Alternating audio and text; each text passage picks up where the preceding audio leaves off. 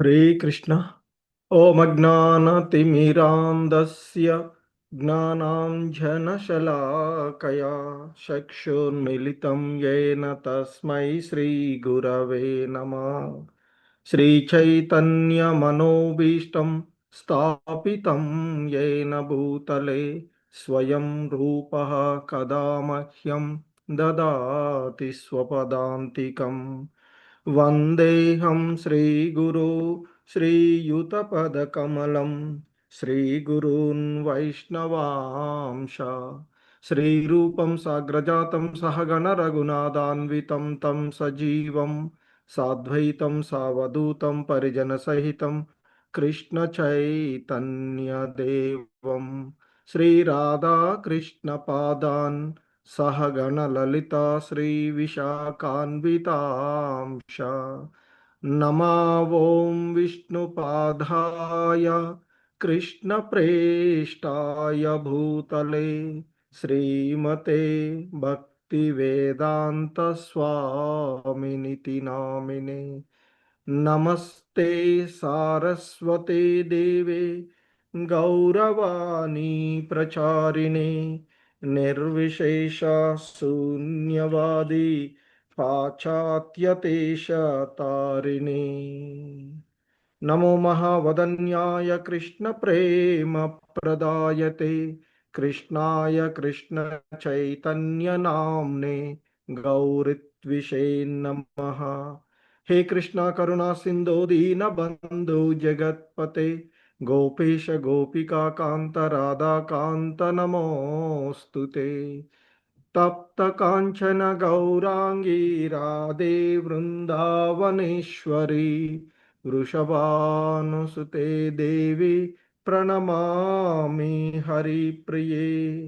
వాంఛాకల్పతరుభ్యశ్చ కృపా సింధుభ్య ఏవ చ పతితానాం పావనేభ్యో వైష్ణవేభ్యో నమో నమః.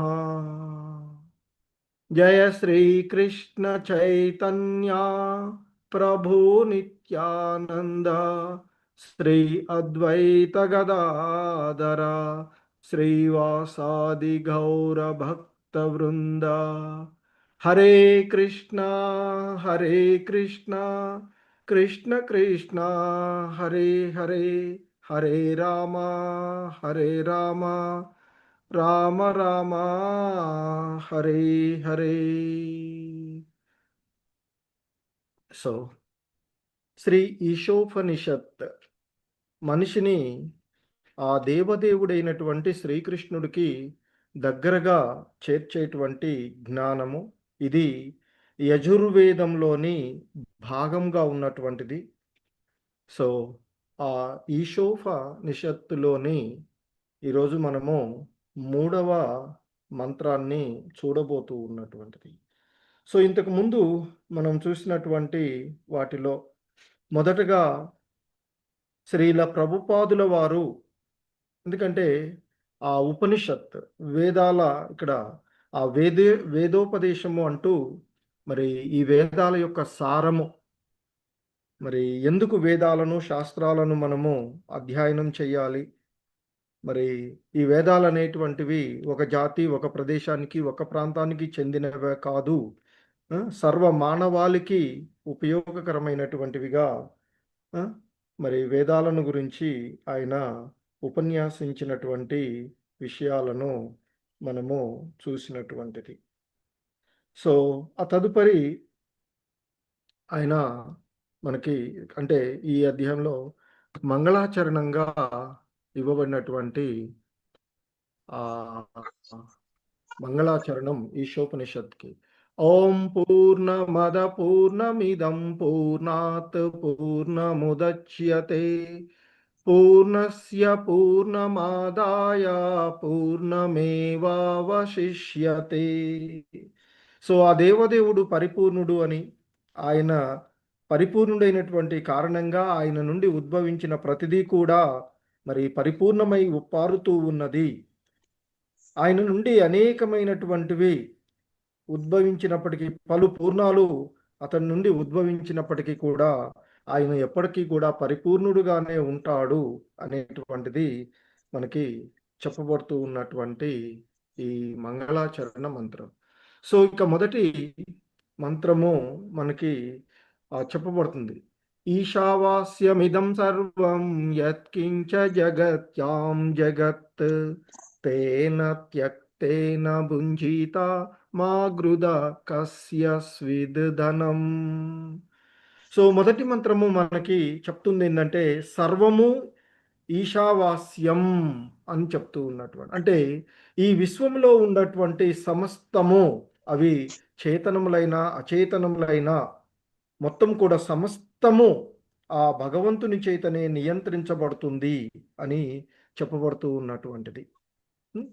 సో కాబట్టి మనము సర్వం ఈశావాస్యం, ఆయన యొక్క వాసమే ఇదంతా కూడా, నివాసము ఆయన చేతనే నియమించబడుతూ ఉన్నటువంటిది. కాబట్టి అందులో మన కొరకు ఏదైతే ఇవ్వబడిందో దాన్ని మాత్రమే తీసుకుంటూ మనము ఉండాలి అంటూ చెప్పబడుతూ ఉన్నటువంటిది. సో మిగిలినది ఎవరికి చెందిందో అది తెలుసుకొని ఆ విధంగా ప్రవర్తించాలి, వాటిని మనం స్వీకరించరాదు అంటూ చెప్పబడుతూ ఉన్నటువంటి మొదటి మంత్రాన్ని మనము చూసినటువంటిది. ఇక తదుపరి రెండవ మంత్రంలో చెప్పబడుతూ ఉన్నటువంటి అంశాన్ని మనం చూసినట్లయితే, ముఖ్యంగా మనం చేసేటువంటి కర్మలను కృష్ణార్థము భగవత్ సంబంధంలోనే చేస్తూ ఉండాలి. అందుకని ఇక్కడ చెప్తున్నారు, కుర్వన్నేవేహ కర్మాణి జిజీవ చేచతం సమాహ ఏతం త్వయి నాణ్యతేతోస్తి న కర్మ లిప్యతే నరే. సో ఇక్కడ నిరంతరము ఈ విధంగా, అంటే ఇంతకుముందు చెప్పినట్లుగా ఎవరికి ఏది ఉన్నదో దాన్నే చూస్తూ నిరంతరము ఆ విధంగా పనిచేస్తా, అంటే మానవుడు ఆ విధంగా కర్మలు చేస్తూనే వందల సంవత్సరాలు, వందల కొలది సంవత్సరాలు జీవించాలని ఆశించవచ్చు.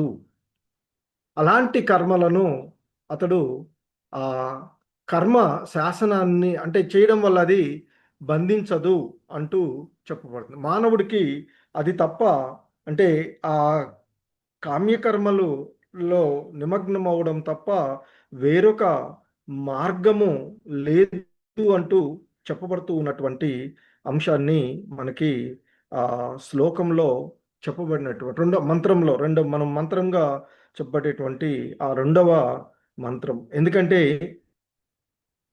ఆ ఇక్కడ మెయిన్గా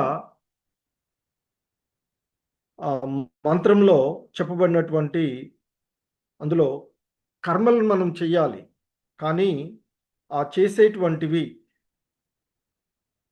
భగవత్ సంబంధంలో చేయాలి. ఎందుకంటే గీత మనకు భగవద్గీతలో చెప్తూ ఉన్నటువంటి ప్రతిదీ కూడా భగవత్ సంబంధంలోనే చేయమని చెప్తూ ఉన్నటువంటిది. సో కనుకనే మరి మనం చేసేటువంటి మన కర్తవ్యాన్ని భగవంతుని ఆధారంగా చేస్తూ ఉన్నట్లయితే అది పరిపూర్ణతకు ఉంటుంది, అది జీవుడిని బంధించదు అంటూ చెప్తారు. అందుకే మనకి ఈశోపనిషత్తు సూత్ర రూపం గీత విస్తృతమైనటువంటి వ్యాఖ్యానంగా ఉంటుంది. ఎందుకంటే మనకి దీని ద్వారా చెప్పబడుతూ ఉన్నటువంటి అంశం ఏంటంటే కర్మలను చేస్తూ జీవించమని చెప్తుంది.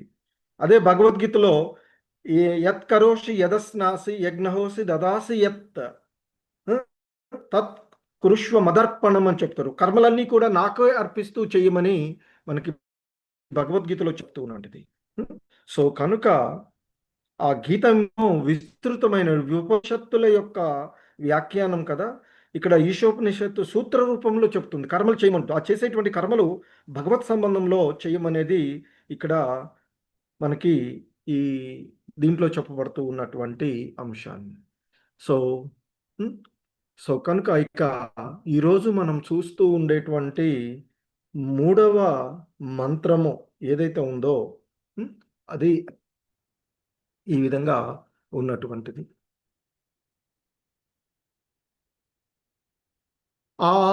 ఆసూర్యానామతే లోక అందేన తమసావృతాః తాంస్తే ప్రేత్యాభిగచ్చంతి ఏకేన చ ఏకే చాత్మహనో జనాః. సో ఇక్కడ అసుర్యాహ అంటే ఇక్కడ అసుర అసురులకు ఉద్దేశించబడినది, ఆ, లేదా అసుర స్వభావము అనేటువంటి అర్థం వస్తుంది. సో నామ అంటే పేరు పొందింది, తే అంటే అట్టి, లోకాహ లోకాలు అంటే అసూరి అసూర్య నామతే లోకః అంటూ చెప్పబడుతూ ఉన్న లోకాహ అంటూ చెప్పబడుతూ ఉన్నటువంటి దీంట్లో ఆ అసూర స్వభావము ఉన్నటువంటి లోకాలు అనేటువంటి భావంగా మనం చెప్పవచ్చు. అలాగే ఇక తదుపరి భాగంలో అందేన తమసావృతాహ అంటూ చెప్పబడుతూ ఉన్నటువంటిది. అంటే ఇక్కడ ఆ అందేన అంటే అజ్ఞానము చే, తమస అంటే అంధకారం చే, అందేన తమస అజ్ఞానము అనేటువంటి అంధకారం చే, ఆవృతాహ అంటే నిండినటువంటిది, అంటే అందేన తమస ఆవృతాహ అంటే ఒక ఘనమైనటువంటి మరి అజ్ఞాన అంధకారం చేత కప్పబడినటువంటిది, నిండినటువంటిది అని అర్థం వస్తుంది. మరి తాం తే ప్రేత్యభిగచ్చంతి. సో అంటే ఇక్కడ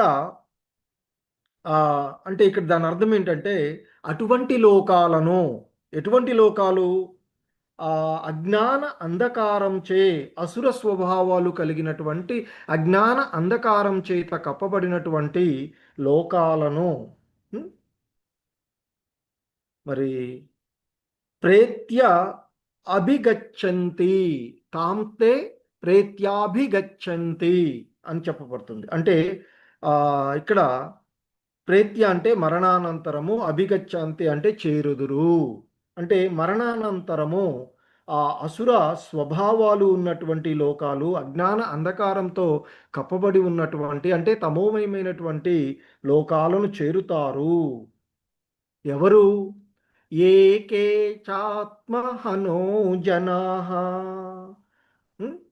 సో ఏకే అంటే ఎవరైతే, ఆత్మ అనహ అంటే ఆత్మఘాతకులు అవుతారో, అంటే ఆత్మఘాతకులు, ఆత్మను చంపుకునే వాళ్ళు, ఆత్మహత్యను చేసుకునేటువంటి వాళ్ళుగా చెప్పబడుతున్నటువంటిది ఇక్కడ. సో జనాహ అంటే అటువంటి జనులు, ఆత్మ మరి ఘాతకులుగా ఉండేటువంటి జనాలు అని అర్థం. సో కాబట్టి దీని యొక్క భావము మనం చూసినట్లయితే ఈ శ్లోకము ఆత్మను చంపుకునేవారు అంటే ఆత్మను చంపుకోవడం అంటే దీని అర్థం ఏంటంటే ఆత్మ యొక్క నిజమైనటువంటి స్థితిని ఎరుగనటువంటి వారు అని అర్థం. సో ఆత్మస్వరూపాన్ని తెలియనటువంటి వారు, ఆ ఆత్మస్వరూపము తెలియక దాన్ని నిర్లక్ష్యం చేసేటువంటి వారు అన్నట్టు. సో కనుక అలాంటి ఆత్మను చంపుకునేటువంటి వారు అంటే ఆత్మస్వరూపాన్ని తెలియక దానిని నిర్లక్ష్యపరిచేటువంటి వాళ్ళు తప్పకుండా విశ్వాసహీనమైనటువంటి, ఎందుకంటే ఇక్కడ సూర్య అంటే వెలుతురు కదా, జ్ఞానం, అసూర్య అంటే అంధకారము అని చెప్పొచ్చు.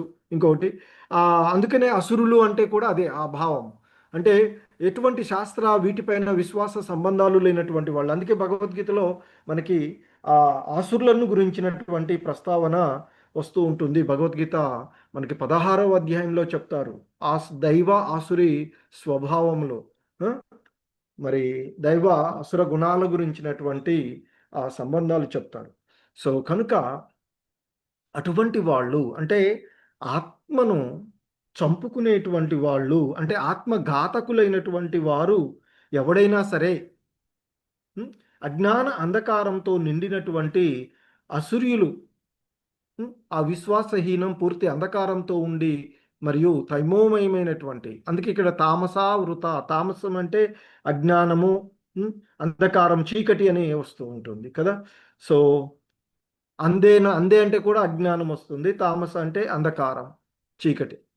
సో మరి ఆ విధమైనటువంటి పూర్తిగా అంధకారమయమైనటువంటి తమోమయమైనటువంటి లోకాలను తప్పకుండా వాళ్ళు చేరుకుంటారు అనబడేటువంటి లోకాలు. అందుకే చెప్తున్నారు ఇక్కడ ఆత్మను చంపుకునేటువంటి వారు ఎవడైనా సరే తప్పకుండా విశ్వాసహీనమైనటువంటి పూర్తి అంధకారము మరియు తమోమయమైనటువంటి ప్రపంచాలు అనబడేటువంటి ఆ లోకాలలోనికి ప్రవేశిస్తారు అంటూ చెప్పబడుతూ ఉన్నటువంటిది.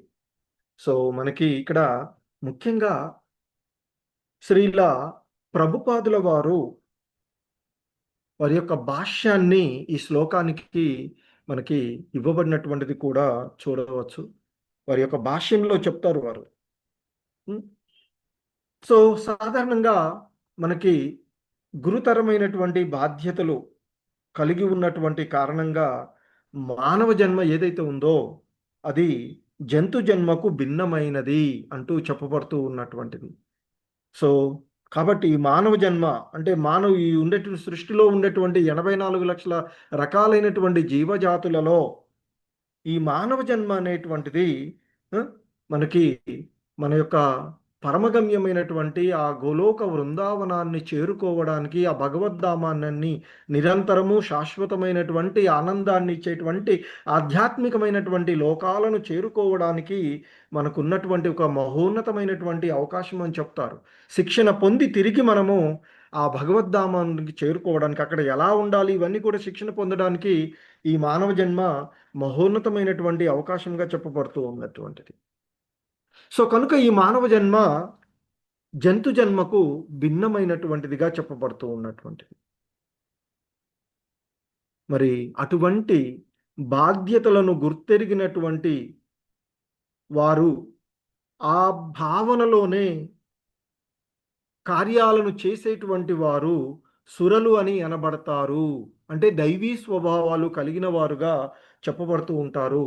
అవే విషయాలని అంటే దైవీ లక్షణాలను గురించి మనకు 16వ అధ్యాయంలో శ్రీకృష్ణ భగవానుల వారు మరి తెలియచేసినటువంటి అంశాలను మనము చూడవచ్చు. దైవ అసుర స్వభావాలు అంటూ మరికి కొన్ని లక్షణాలను దైవీ లక్షణాలను ఆయన తెలియచేస్తూ ఉంటారు.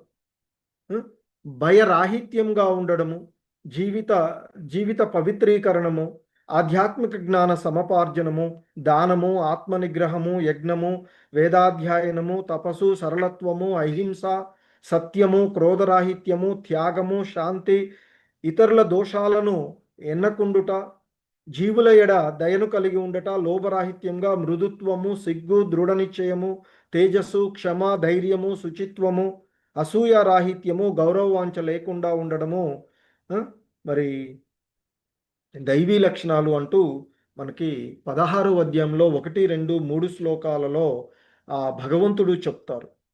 సో వర్ణాశ్రమ విధానాన్ని అనుసరించి మనకి ఉన్నటువంటి ఆ ధర్మాలలో ఒక్కొక్క ఆశ్రమంలో ఒక్కొక్క ధర్మాన్ని మనము కలిగి ఉండాలి అని చెప్తుంటారు. సో కాబట్టి మరి గురుతరమైనటువంటి బాధ్యతలను ఎరిగి మనము జంతువులకు భిన్నమైనటువంటి వాళ్ళము అని ఎవరైతే తెలిసి ఆ భావనలో కార్యాలను చేస్తూ ఉంటారో అటువంటి వారు సురలు అని పిలువబడతారు.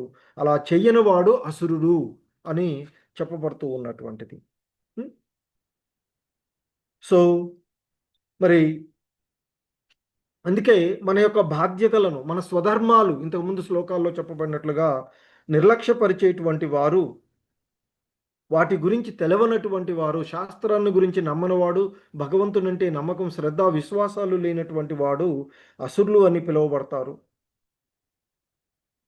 సో మనకి శ్రీల ప్రభుపాదులు వారు చెప్తుంటారు ఈ జగత్తంతా కూడా సర్వత్రా ఈ 2 రకాలైనటువంటి మానవులే, సురలు అసురులు అనేటువంటి 2 అంటే శాస్త్ర సంబంధ విషయాలపైన నమ్మకము అంటే భగవంతుని పైన నమ్మకాన్ని కలిగి మన బాధ్యతలను ఎరిగి ప్రవర్తించేటువంటి వారు ఒక రకమైనటువంటి జనులు కాగా, ఇక రెండవ రకమైనటువంటి వారు ఆ బాధ్యతలను నిర్లక్ష్యపరిచేటువంటి వారు, ఆ విషయాలను గురించి తెలుసుకోలేనటువంటి వారు, తెలియనటువంటి వారు అసురులుగా చెప్పబడుతూ ఉన్నటువంటిది.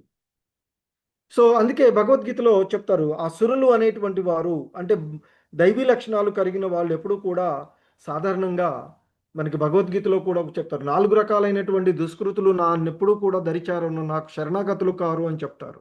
అలాగే మరొక 4 రకాలైనటువంటి వారు నన్ను ఆశ్రయిస్తారు అంటూ చెప్తారు. వాళ్ళని పుణ్యాత్ములుగా చెప్తూ ఉంటుంటారు. సో, ఇక్కడ సురులు అనేటువంటి వాళ్ళు సర్వదా ఆ విష్ణు భగవానుని పాదపద్మాలే లక్ష్యంగా కలిగి ఉండి హ్మ్, దానికి అనుకూలంగా ప్రవర్తిస్తారు అని మనకి వేదాలలోని ఋగ్వేదంలో చెప్పబడింది అని చెప్తున్నారు. మరి అటువంటి వారి యొక్క మార్గం ఏదైతే ఉందో అది సూర్యపథము, అంటే తేజోమయమైనటువంటి, అంటే జ్ఞాన మార్గంగా వాళ్ళని చెప్తూ ఉంటారు. వాళ్ళ జ్ఞాన మార్గంలో ప్రయాణించేటువంటి వాళ్ళు అని చెప్తూ ఉంటుంటారు. హ్మ్. సో, ఇక ఆ జ్ఞాన మార్గంలో లేనటువంటి వారు జన్మ మృత్యు చక్రాలలో వేల కోట్ల కొలది సంవత్సరాలు ఆ పరిణామ క్రమం తరువాతనే ఆత్మ అనేటువంటిది మనకి మానవ జన్మ పొందుతూ ఉంది అని బుద్ధిమంతులైనటువంటి మానవులు సర్వదా గుర్తుపెట్టుకోవాలి అని చెప్తున్నారు శ్రీల ప్రభుపాదుల వారు మనకి. ఈ భౌతిక జగత్ హ్మ్, సాగరంతోనూ పోల్చబడినటువంటిది. ఈ త్రిగుణమయమైనటువంటి సత్వ రజో తమో గుణాలతో కూడినటువంటి ఈ భౌతిక జగత్తు సాగరంతో పోల్చగా మానవ జన్మ ఏదైతే ఉందో మనకి ఈ వివిధ రకాలైనటువంటి జంతుజాలాల్లో 84 లక్షల రకాలుగా చెప్తాం కదా. ఆ? సో, అందులో మరి కొన్ని జలచరాలు గాను, సరీసృపాలు గాను, పక్షులు గాను, చతుష్పాదులు గాను, మానవులు గాను వర్గీకరించబడినటువంటిది. అందులో మానవుల్లో కూడా మళ్ళీ 4 లక్షల రకాల మానవ రకాలుగా ఉన్నారు అని చెప్తూ ఉంటుంటారు. ఉం? సో, కాబట్టి మరి ఈ భౌతిక జగత్తు అనేటువంటి సాగరంలో ఉం, మానవ జన్మ ఆ సాగరాన్ని దాటడానికి ప్రత్యేకంగా తయారు చేయబడినటువంటి ఒక నావ అని చెప్తారు ఈ మానవ జన్మ ఏదైతే ఉందో. ఉం? మరి ఇక మనకి ఈ వేద వాజ్మయం ఏదైతే ఉందో, అలాగే ఈ వేద వాజ్మయంలో ఆత్మానుభూతి పొందినటువంటి ఆచార్యులు ఉం, ఎవరైతే ఉన్నారో వీళ్ళు మనకి ఆ నావను నడిపేటువంటి, అంటే ఆ సముద్రాన్ని దాటించడానికి ఆ నావను నడిపేటువంటి ప్రవీణులైనటువంటి నావికులు. నావ ఉండగానే సరిపోదు కదా. ఆ నావ సరైనటువంటి మార్గంలో నడిపించేటువంటి నావికుడు కావాలి. ఆ నావికులు మనకి వేదవాజ్మయము, ఆచార్యులు, పూర్వ ఆచార్యులు, ఆధ్యాత్మిక ఆచార్యులు అని చెప్తారు. అందుకే ఆధ్యాత్మిక ఆచార్యుని దరిచేరి ఆయన యొక్క మార్గదర్శకంలో నిరంతరము మనం పనిచేస్తూ ఉండాలి అని చెప్తూ ఉంటుంటారు. హ్మ్. సో, ఆ విధంగా మన మానవ జన్మలో సౌకర్యాలు ఏవైతే ఉన్నాయో మనకి, అంటే ఆ భగవద్ధామాన్ని చేరుకోవడానికి మనకి ఇవన్నీ వాంఛిత గమ్యాన్ని, పరమ గమ్యం ఏంటి? ఆ భగవద్ధామాన్ని చేరుకోవడం. హ్మ్. ప్రశాంతతను చేకూర్చే అనుకూలమైనటువంటి పవనాలు అని చెప్తారు ఈ అనుకూలమైనటువంటి స్థితులన్నీ కూడా.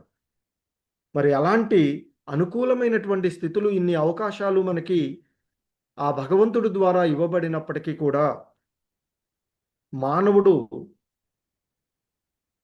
మరి ఆ అవకాశాలను తన జీవితానికి, తన జీవితాన్ని ఆత్మ సాక్షాత్కారానికి పూర్తిగా వినియోగించుకోకపోతే ఆత్మఘాతకుడుగా భావించబడుతున్నారు. ఇక్కడ చెప్తూ ఉన్నటువంటి ఆ, ఆ, ఇక్కడ హ్మ్. సో, ఆత్మ ఘాతకుడు, ఆత్మహ అంటూ చెప్పబడినటువంటి దీంట్లో ఆ ఆత్మ ఘాతకులు ఎవరైతే ఉన్నారో ఆత్మ ఘాతకులుగా ఇక్కడ చెప్పబడుతున్నటువంటి అంశం. ఆత్మను చంపుకునేటువంటి వాళ్ళు ఆత్మఘాతకులు. ఉం? ఎవడు ఆత్మఘాతకుడు అంటే ఈ మానవ జన్మ ఎత్తి కూడా ఈ మానవ జన్మలో మరి పశువుకు భిన్నంగా ప్రవర్తించకుండా, మరి ఈ ఏదైతే భయము, నిద్ర, మైథునము, సుఖాల్లో వీటిలోనే ఉండిపోతూ ఉండేట్లయితే వాడు ఆత్మ ఘాతకునిగానే భావింపబడతాడు. అటువంటి ఆత్మఘాతకుడు అజ్ఞాన అంధకారమయమైనటువంటి లోకానికి చేరి నిరంతరము ఆ దుఃఖాలను అనుభవిస్తాడు అనేటువంటిది ఇక్కడ మనకి ఈశోపనిషత్తు చాలా స్పష్టంగా హెచ్చరిస్తూ ఉన్నటువంటిది. అందుకనే చెప్తున్నారు ఇక్కడ ఆత్మఘాతకుడైనటువంటి వాడు ఎవడైనా సరే పూర్తిగా అంధకారమయము తమోమయమైనటువంటి లోకాలకు చేరుకుంటాడు అనేటువంటిది చెప్పబడుతూ ఉన్నటువంటిది. సో అంటే ఇక్కడ ఆత్మ హన హ అనేటువంటిది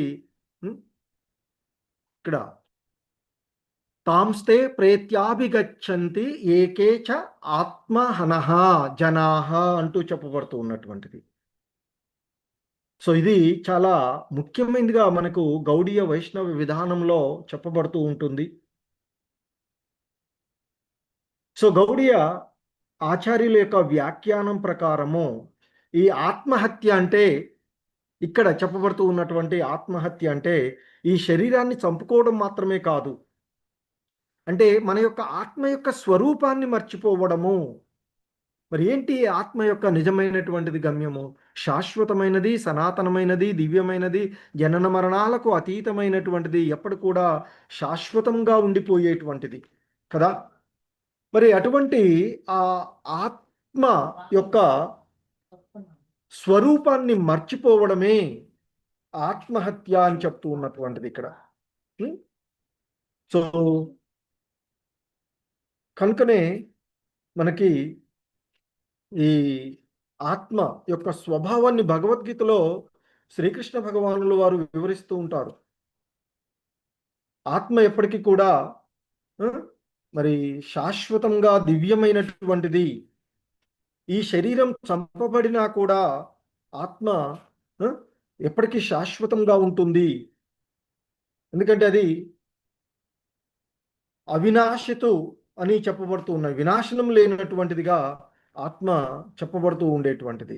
సో కనుకనే మరి అందుకే భగవద్గీతలో చెప్తాడు, 2వ అధ్యాయంలోని 20వ శ్లోకంలో చెప్తారు శ్రీకృష్ణ భగవానులు, నజాయతే మ్రియతే వా కదాచిత్ నాయం భూత్వా భవితా వానభూయః అజో నిత్య శాశ్వతోయం పురాణో నా హన్యతే హన్యమానే శరీరే అని చెప్పబడుతుంది.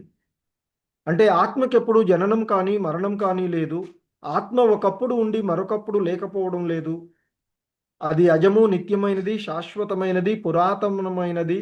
దేహం చంపబడినా కూడా అది చంపబడదు. కానీ ఆ తత్వాన్ని తెలుసుకోకుండా ఉండడమే ఇక్కడ మరి ఆత్మహత్య అని చెప్తున్నారు. ఇంకొకటి కూడా చెప్తారు మనకి గౌడీయ సాంప్రదాయంలో, ఒకటి శరీరాన్ని చంపడం మాత్రమే కాదు, ఆత్మ స్వరూపాన్ని తెలుసుకోకపోవడము.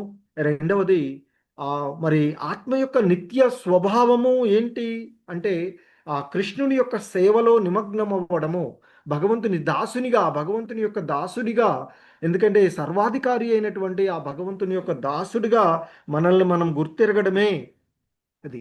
కానీ ఎవడైతే కృష్ణ సేవను నిరాకరిస్తూ ఉంటాడో, అంటే ఆసురీభావాలను కలిగి ఉంటారో, ఆ భగవంతునికి శరణాగతి కాడో, వాడు కూడా ఆత్మహత్యుడే అని చెప్పబడుతూ ఉంటాడు, ఆత్మఘాతకుడే అని చెప్పబడుతున్నారు. అటువంటి ఆత్మఘాతకులు అజ్ఞాన అంధకారమైనటువంటి అసురీ లోకాలకు చేరుకుంటారు. అందుకే భగవద్గీతలో కూడా చెప్తారు, ఇలా ఆసురీ భావాలు కలిగినటువంటి వాడిని మరలా మరలా నేను ఆ అసుర యోనులలోనే పడవేస్తూ ఉంటాను అంటూ చెప్తుంటారు. సో శ్రీల ప్రభుపాదుల వారి యొక్క వ్యాఖ్యానం ప్రకారంగా మనకి మనిషి జీవితం కృష్ణ చైతన్యం కోసం ఉన్నది. మరి ఆ కృష్ణ చైతన్యానికి మనిషి జీవితాన్ని ఉపయోగించుకోకపోతే అది ఆత్మహత్యతో సమానమని చెప్తారు శ్రీల ప్రభుపాదుల వారు, ఇస్కాన్ సంస్థాపక ఆచార్యులైనటువంటి శ్రీల ప్రభుపాదుల వారు. అలాగే మనకి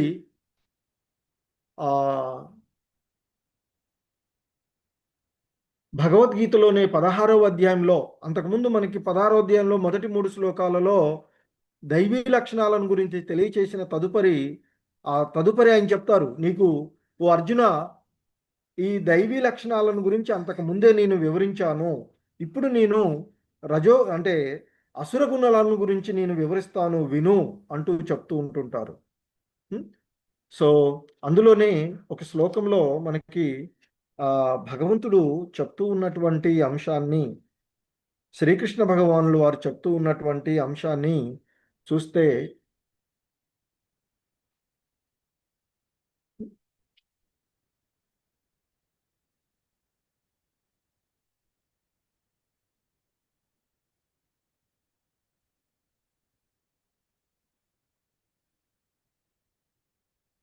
ఈ అసుర స్వభావము, అజ్ఞానము పునర్జన్మకి చక్రం లాంటిదిగా చెప్తూ ఉంటుంటారు.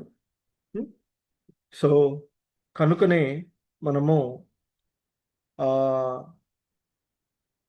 మరి ఆ ఆసురీ గుణాల నుండి బయటపడాలి అని చెప్తూ ఉంటారు. సాధారణంగా మరి ఏంటి ఇక్కడ పూర్తి అంధకారము, తమోమయమైనటువంటి లోకాలు, ఆసుర్య లోకాలు, అసూర్య లోకాలు అంటే ఇక్కడ ఈ శ్లోకంలో చెప్తున్నట్టు అసూర్య నామతే లోకా అంటూ మొదటి చరణం మనకు చెప్పబడినటువంటిది. అంటే అసూర్య లోకాలు అంటే భౌతికమైనటువంటి చైతన్యం, వాస్తవికమైన కృష్ణ చైతన్యాన్ని కోల్పోయినటువంటి విస్మృతి పొందినటువంటివి. సో కనుక భౌతిక చైతన్యంలో నిమగ్నమై ఉండేటువంటి లోకాలు, దేవుని యొక్క సేవ లేనటువంటి లోకాలు, ఆ భగవంతుని గురించి కృష్ణ విస్మృతి లేనటువంటి లోకాలుగా చెప్తూ ఉండేటువంటి. ఎందుకంటే మనిషి యొక్క జీవితము, మన యొక్క స్వభావము ఆ భగవంతుని సేవ చేయడము, మరి తపస్సు భక్తి కోసమే ఉన్నటువంటిది. సో కనుక దానిని మరిచిపోయినటువంటి కారణంగానే మనకి ఈ ఈ భావాలన్నీ కూడా కలుగుతూ ఉన్నటువంటి అంశాలు. అందుకే మనకి మూడవ మంత్రము ముఖ్యంగా భగవంతుని గురించినటువంటి మన యొక్క జీవితం మరి ఏ విధంగా ఉండాలి, ఎలా మరి ఆ విధంగా అంటే శాస్త్ర సంబంధంగా ఉండకపోతే ఎటువంటి ప్రమాదాల్లో మనము పోతాము అనేటువంటి అంశాన్ని తెలియచేస్తూ ఉన్నటువంటిది. అందుకే భగవద్గీత 7వ అధ్యాయంలో 15వ శ్లోకంలో చెప్తారు, నమాం దుష్కృతినో మూఢా అంటూ. ఆ అజ్ఞానంతో శ్రీకృష్ణుని నిరాకరించేటువంటి వారు అసురీ స్వభావాలుగా చెప్తూ ఉంటారు. అంటే కృష్ణ స్మరణ లేకపోవడమే అంధకారంగా చెప్తూ ఉంటారు. ఎందుకంటే కృష్ణ సూర్య సమ అంటూ చెప్తారు. మరి కాబట్టి కృష్ణుడు ఉన్న దగ్గర వెలుతురు ఉంటుంది. సో కాబట్టి జ్ఞానం ఉంటూ ఉంటుంది. సో ఎందుకంటే అక్కడ చెప్పబడుతూ ఉంటాయి, నమాం దుష్కృతినో మూఢ ప్రపద్యంతే నరాధమ మాయాప హృతజ్ఞాన ఆసురీం భావమాశ్రిత అంటూ అక్కడ చెప్పబడినటువంటి. చెడ్డ పనులు చేసేటువంటి వారు మూడులు, మానవాదములు, మాయచేత జ్ఞానము హరింపబడినటువంటి వారు, రాక్షసులకు సంబంధించిన నాస్తిక స్వభావంతో ఉండేవారు నన్ను శరణు పొందరు. అంటే దేవదేవుడైనటువంటి శ్రీకృష్ణుని పాదపద్మాలకు శరణాగతి పొందరు అంటూ చెప్పబడుతూ ఉన్నటువంటిది మనకి అక్కడ చూస్తాము. అందుకే కృష్ణ స్మరణ లేకపోవడమే అంధకారంగా చెప్పబడుతూ ఉన్నటువంటిది. సో ఈ అంధకారానికి కారణము అందేన తామస ఆవృత అంటూ మరి చెప్పబడుతూ ఉన్నటువంటి దాంట్లో ఆత్మస్వరూపాన్ని తెలుసుకోకపోవడము అంధకారము, ఈ శరీరమే నేను అనేటువంటి భావనలో ఉండడం కూడా అంధకారమే. అదే దేహాభిమాన అంధకారం అని చెప్తారు. ఈ దేహము, ఈ దేహ సంబంధమైనటువంటి ఇంద్రియ భోగ వాంఛలలో, ఈ దేహానికి సంబంధించినటువంటి విషయాల్లో నిమగ్నమై ఉండడమే అంధకారంగా, మూర్ఖత్వంగా చెప్పబడుతూ ఉన్నటువంటిది. సో కాబట్టి అలాగే మనకి చైతన్య మహాప్రభులు వారు చెప్తారు, జీవేర స్వరూపహయా కృష్ణేర నిత్యదాస. మరి ఈ సత్యాన్ని మర్చిపోతే అది ఆత్మహనంగా చెప్పబడుతూ ఉన్నటువంటి. సో కనుక మనకున్నటువంటి ఈ మానవ జన్మ మరి ఈ గాడిదలు, పందులు, కుక్కలు వలె కష్టపడుతూ వీటిలాగానే ఆర్థిక అవసరాల కోసం జీవితాన్ని కాదు అని చెప్తూ ఉన్నటువంటిది. ఆత్మానుభవ మార్గంలో ప్రకాశవంతుడై, అంటే సూర్యుతో, ఆ భగవంతునితో తనకు గల సంబంధాన్ని అనుభూతం చేసుకోవడానికి శ్రద్ధతో ఆ, ప్రయత్నించడము మరి మనకి ఉన్నటువంటి అవకాశంగా చెప్పబడుతూ ఉన్నటువంటిది. సో ఆ విధంగా ఈ అవకాశాన్ని ఉపయోగించుకొని, అంటే ఈ చంచలమైనటువంటి స్థితిలో ఈ ఆర్థికమైనటువంటి సమస్యలను పరిష్కరించుకోవడానికే కాకుండా ప్రకృతి నియమాలచే ఏ భౌతిక జీవనంలోనికి మనము వచ్చామో దాని సమస్యలను తీర్చుకోవడానికి మనకు ఈ మానవ జన్మ ఒక మహోన్నతమైనటువంటి అవకాశంగా చెప్పబడుతూ ఉంటుంది. ఉం? సో కనుకనే మరి ఈ మానవ జన్మను ఉపయోగించుకొని మన యొక్క నిజమైనటువంటి ఉం, ఆ మన గమ్యము ఏంటంటే ఆ భగవద్ధామాన్ని చేరుకోవడానికి నిర్దేశించబడినటువంటి ఇది మనది. సో ఆ విధంగా ఆ భగవద్ధామాన్ని చేరుకునే విధంగా మనల్ని మనము ఈ ఆసురీ లక్షణాల నుండి బయటపడి ఉం, ఎందుకంటే మనకి చెప్తారు, ఆత్మ సంభావిత స్తబ్ద ధనమాన మదాన్వితా యజంతే నామ యజ్ఞైస్తే దంభేనా విధిపూర్వకం అంటూ చెప్పబడుతూ ఉన్నటువంటిది. ఎందుకంటే ఈ ఆసురి ప్రకృతి కలిగినటువంటి వారు తామే సర్వజ్ఞులము అనుకునేటువంటి ఉంటుంటారు. ఉం?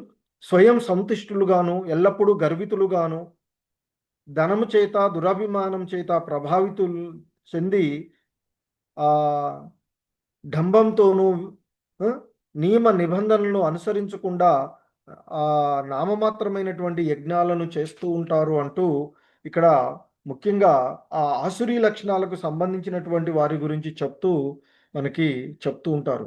ఎందుకంటే ఆసురీ లక్షణాలు కలిగిన వాళ్ళ యొక్క భావనలను మనకి భగవద్గీతలో చెప్తారు. ఇంకా చెప్తారు, అహంకారం చేత, బలం చేత, గర్వం చేత, ఉం, మోహం చేత, కోపం చేత భ్రాంతులై మరి ఆ అసురు ప్రకృతి కలవారై ఆ తమ శరీరాల యందు, భగవంతుడు చెప్తారు మనకి భగవద్గీతలో 6వ అధ్యాయంలో, తమ శరీరాల యందు ఇతరుల శరీరాల యందు ప్రతిష్ఠుడై ఉన్నటువంటి ఆ భగవంతుని ఎడ అసూయను కలిగి యథార్థమైనటువంటి ధర్మాన్ని గురించి ఉం, అపవిత్రమైనటువంటి వ్యాఖ్యానాలను పలుకుతూ ఉంటారు అంటూ చెప్పబడినటువంటి అంశాన్ని కూడా మనము భగవద్గీతలో చూస్తాం. ఉం? సో అలా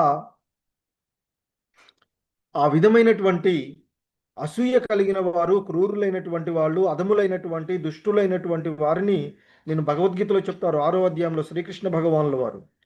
అటువంటి వారిని నేను శాశ్వతంగా సంసార సముద్రమునందు అన్ని విధములైనటువంటి అసుర జీవజాతుల యందు త్రోసివేస్తాను అంటూ ఆయన చెప్పినాడు. అంటే వారు చేసుకున్నటువంటి కర్మలను అనుసరించి ఉం, సో వారు ఆ విధంగా ఆ ఆసురి జీవజాతుల ఎందే పునః జన్మలు పొందుతూ మరలా జన్మ పొందుతూ ఉం, క్రమంగా వారు ఇంకా అతిహేయమైనటువంటి ఆ స్త్రీల ప్రపాదులు వారు చెప్తూ ఉన్నట్లుగా గాడిదలు, పందులు, కుక్కలు వలె జీవనాన్ని గడుపుతూ, వాటికి ఆ పందులు అవన్నీ ఎక్కడ ఏం తాము ఎట్లా ఉంటున్నాయో ఇవేవి కూడా తెలుసుకోలేనటువంటి స్థితిలో ఉంటాయి.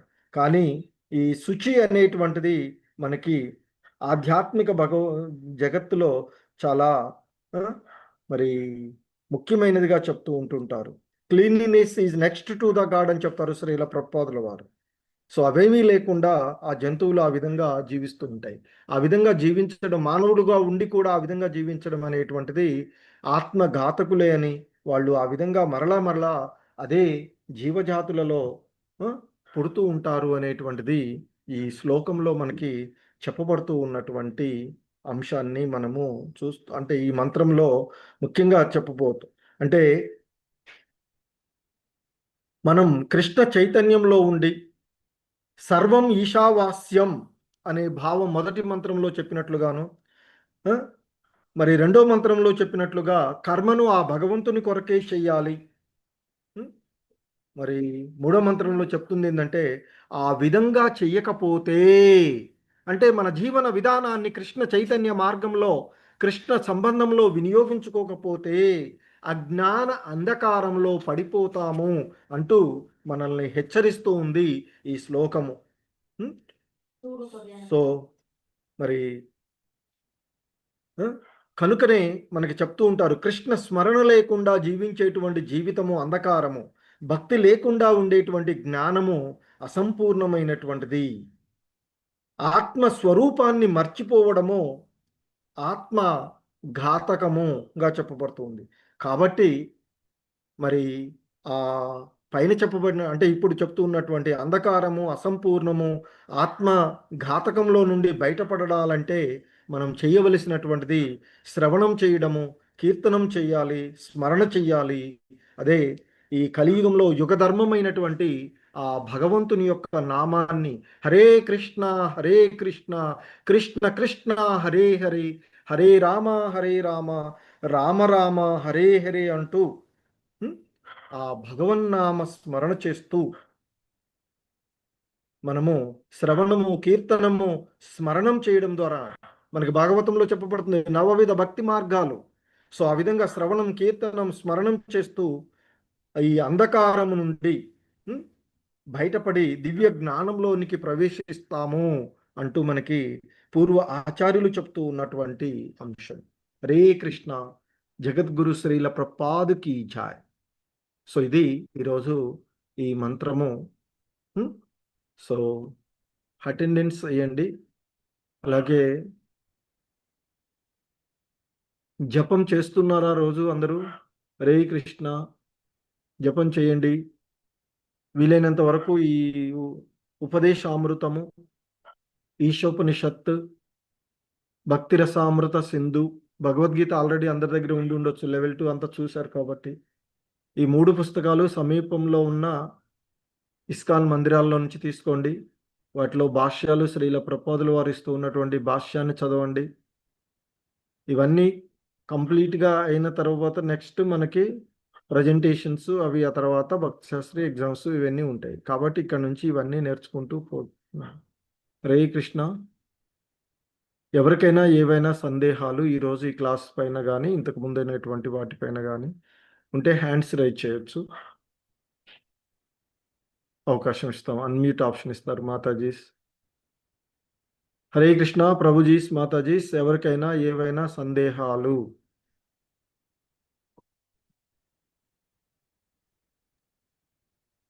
ఎవరికి ఏం లేవా? హరే కృష్ణ. జయప్రద మాతాజీ. హరే కృష్ణ.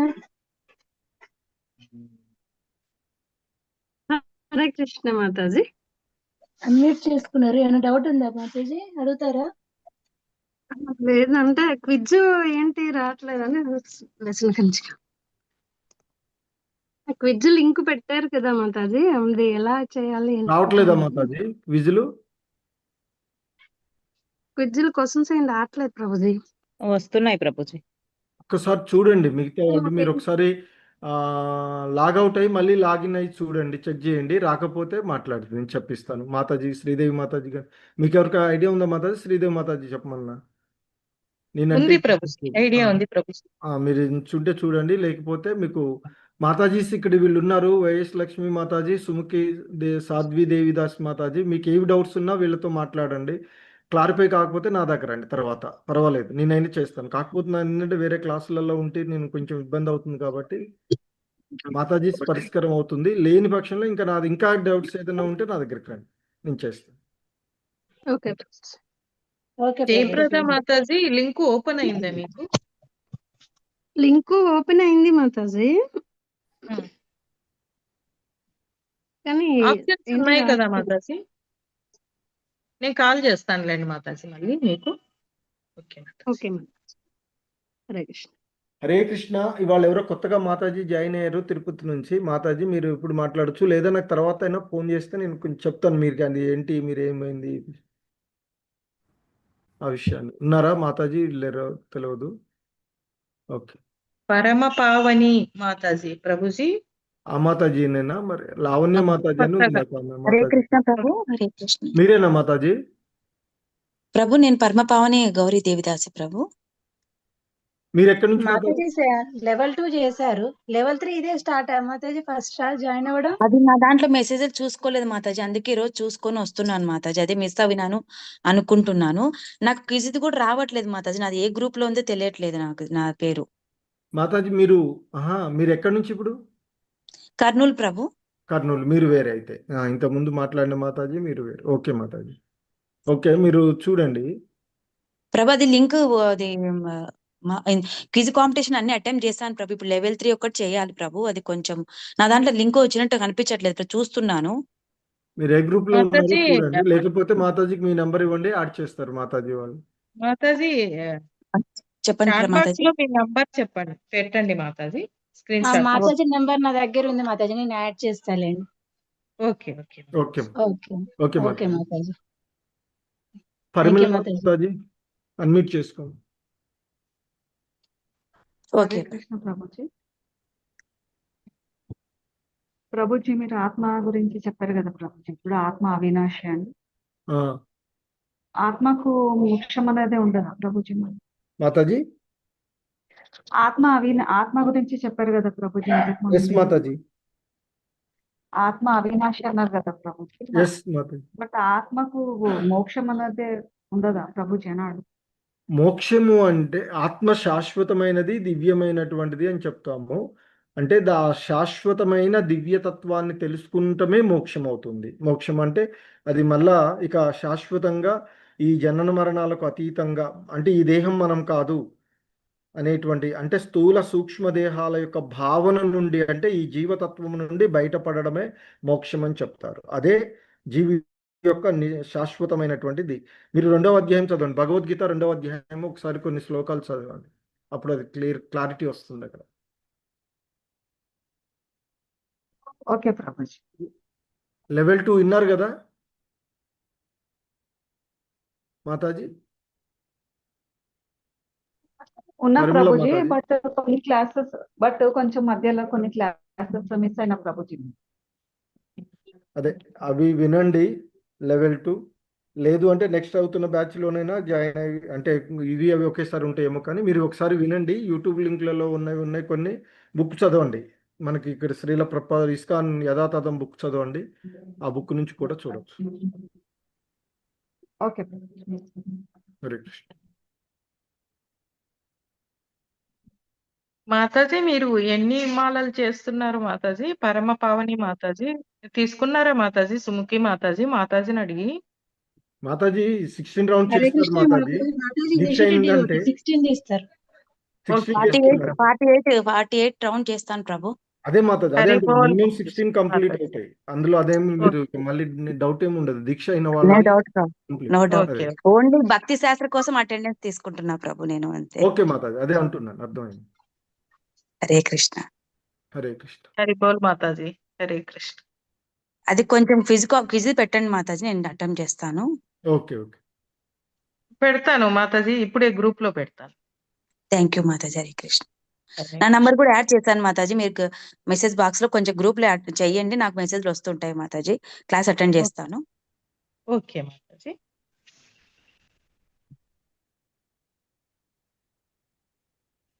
ఓకే హరే కృష్ణ. సరే మాతాజీ, ఎండ్ చేసేసి. ఓకే ప్రభుజీ, ధన్యవాదాలు థ్యాంక్ యూ ప్రభుజీ. ప్రభుజీ, ధన్యవాదాలు. హరే కృష్ణ. హరే ధన్యవాదాలు కృష్ణ అందరికీ. ప్రభుజీ, ధన్యవాదాలు. హరే కృష్ణ. ధన్యవాదాలు. లీవ్ అవుతున్నాం ప్రభుజీ, క్లాస్ ఉంది కదా. లీవ్ హరే అవచ్చు కృష్ణ. మాతాజీ. హరే కృష్ణ. వాంఛాకల్పతరుభ్యశ్చ కృపా సింధుభ్య ఏవ చ పతితానాం పావనేభ్యో వైష్ణవేభ్యో నమో నమః. శ్రీమద్ భాగవతానికి జై. హరే కృష్ణ మహామంత్రానికి జై. శ్రీల ప్రపాద్కి జై. శ్రీల గురుదేవ్కి జై. అనంతకోటి వైష్ణవ బృందకి జై.